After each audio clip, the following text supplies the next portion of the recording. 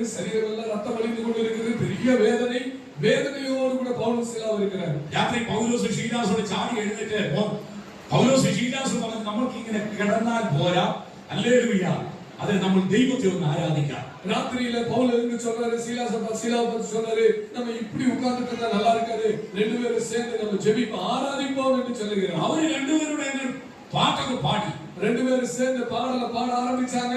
என்ன பாட்டு தெரியுமா? என்ன பாட்டு உங்களுக்கு தெரியுமா? தாவீதை போல நடனமாடி அப்பாவை ஸ்தோத்திரிப்பே, தாவீதை போல நடனமாடி அப்பாவை ஸ்தோத்திரிப்பே, என்ன வந்தாலும் எது வந்தாலும் அப்பாவை ஸ்தோத்திரிப்பே, ஏசப்பா ஸ்தோத்திரம், ஏசப்பா ஸ்தோத்திரம். அதான் பாடியது. பவுல் சில விதம் பாடியிருப்பாங்க. தாவீதை போல நடனமாடி நான் ஸ்தோத்திரிப்பேன், என்ன வந்தாலும் ஏது வந்தாலும் ஸ்தோத்திரிப்பேன்னு பாடியிருப்பாங்க. பாட்டியம்மா அப்படிதானே? சொல்லுங்க, பாட்டியம்மா அப்படிதானே பாடியிருப்பாங்க. சொல்லுங்க பாட்டியம்மா, கேட்கணும். என்ன தெரியுமா? பாட்டியம்மாக்கு இருந்து கால் வலிக்குது. பாட்டியம்மாக்கு கால் வலிக்குது. அவசரம் நம்மளுக்கு போட்டு நிறைவேறி கொடுங்க. Praise the lord, praise the lord. Hallelujah, hallelujah. மலையாளத்தில் எது பாட்டா பாடிருக்கீங்க? மலையாளத்தில் என்ன பாட்டு பாடிருப்பாங்க நினைக்கிறீங்க? மாசம் பாட்டு கேட்குது. அவரியா கேட்குறீங்க? அந்த காலத்துல இல்ல, நான் அந்த காலத்துல இருந்தாச்சு.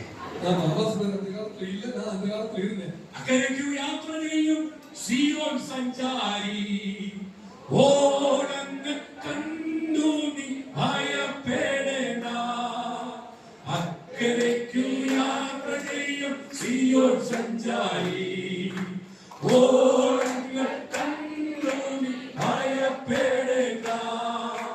കാറ്റിനെയും കടലിനെയും നിയന്ത്രിപ്പാൻ കഴിവുള്ള കടലിലുണ്ട്.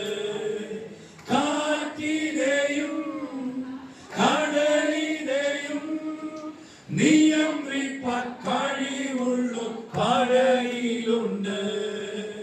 അക്കരയ്ക്കു യാത്ര ചെയ്യും സീയോൻ സഞ്ചാരി, ഓരങ്ങൾ കണ്ടു നീ ഭയപ്പെടേണ്ട. അക്കരയ്ക്കു യാത്ര ചെയ്യും സീയോൻ സഞ്ചാരി, ഓരങ്ങൾ കണ്ടു നീ ഭയപ്പെടേണ്ട. അക്കരയ്ക്ക് യാത്ര ചെയ്യുന്ന സീയോൻ സഞ്ചാരിയെ